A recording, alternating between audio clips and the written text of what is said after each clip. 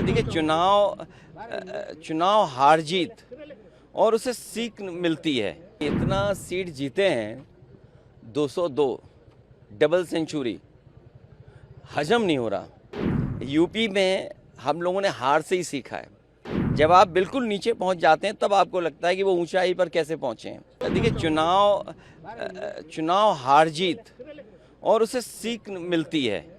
आप पॉपुलर हो सकते हैं, आपको वोट ज़्यादा मिलेगा, लेकिन बीजेपी की जो मशीनरी है, बीजेपी का जो काम करने का तरीका है, बीजेपी जिन इश्यूज़ को लेकर के ग्रास रूट तक जाते हैं। मान लीजिए, उन्होंने अब ये कहना शुरू किया है कि महिलाओं ने बहुत उन्हें वोट दिया है, वीमेन वोट ज़्यादा मिला है उनको।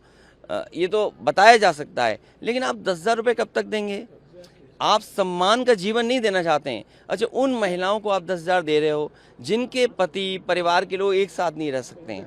देखिए, दुख की बात यह है कि बिहार, यूपी वो स्टेट है जहाँ के सबसे ज़्यादा लोग बाहर जाते हैं, वो अपने परिवार को छोड़ के जाते हैं। परिवार के साथ परिवार की तरह रहें, उसके लिए सरकार काम नहीं कर रही है। बस 10,000 रुपये दे करके वोट ले लिया, बाद में जैसे और स्टेटों में इन्होंने किया है कि नंबर्स कम कर देना है, बाद में नियम बना देंगे, रूल्स बना देंगे, बाद में पता लगा कि उतनी हमारी माता बहनों को मदद नहीं मिल रही। सेम महाराष्ट्र में और किसी स्टेट में इसी तरह का काम होता है। आप कैसे रीड करते हैं सर, क्योंकि काफी सालों से आप पॉलिटिक्स को देखते जा रहे हैं, बीजेपी का इस बेहतरीन विन कहा जा रहा है उनके तरफ से, एनडीए का बेहतरीन विन जेडीयू को, आप कैसे देखते हैं सर? नहीं, इतना सीट जीते हैं, 202 डबल सेंचुरी, हजम नहीं हो रहा।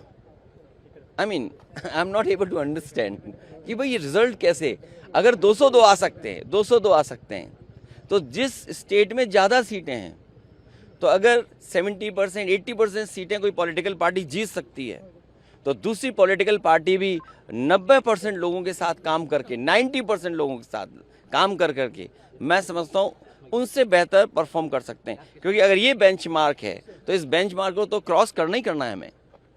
लेकिन सर, जिस तरह से, एक लास्ट क्वेश्चन सर, आप इस इलेक्शन से क्या सबक सीख सकते हैं, या टीएमसी हो, जेडीयू हो, आप मेनली आरजेडी हो, या आपके एसपी तो बड़ी तगड़ी पार्टी है यूपी में, क्या एक सबक है कि किस दिशा में जाना चाहिए नेक्स्ट इलेक्शन में? यूपी में हम लोगों ने हार से ही सीखा है, और हार से ही सीखने का मौका मिलता है। जब आप बिल्कुल नीचे पहुंच जाते हैं तब आपको लगता है कि वो ऊंचाई पर कैसे पहुंचे हैं।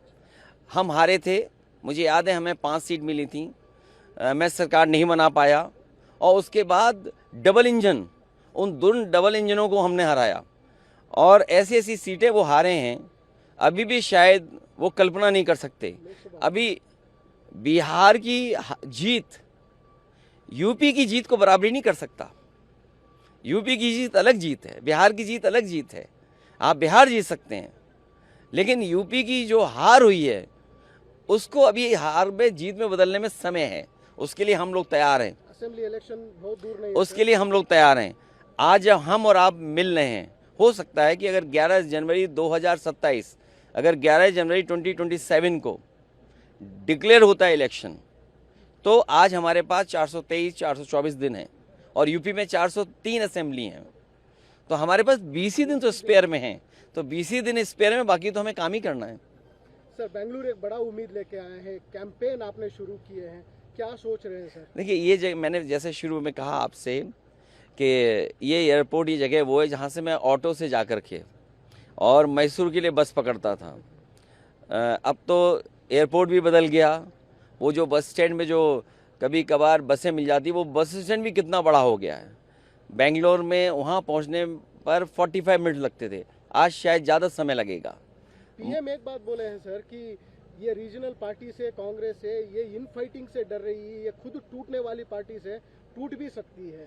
आप क्या कहेंगे सर इसको? उसमें इतना ही कहना है कि वो हमारे यूपी में एक मुख्यमंत्री हैं, 2 मुख्यमंत्री वो हैं जो हटाना चाहते हैं मुख्यमंत्री को। दिल्ली में 1 में 2 में लड़ाई है, 2 1 बनना चाहते हैं। इसीलिए आपने देखा होगा बहुत सारे ऐसे सवाल खड़े होते हैं जिनका जवाब सरकार को ही देना है, और वो विपक्ष से पूछते हैं। घुसपैठिए आ गए, 11 साल से सरकार किसकी है? घुसपैठिए आए तो उन्हीं की सरकार में आए होंगे, तो कम से कम उन्हें ये बताना चाहिए कि 2014 से पहले कितने घुसपैठिए आए हैं और 2014 के बाद आज तक कितने घुसपैठिए आए हैं। अगर उनके पास संख्या नहीं है, इसका मतलब ये है कि वो आपस में एक दूसरे को नीचा दिखाना चाहते हैं।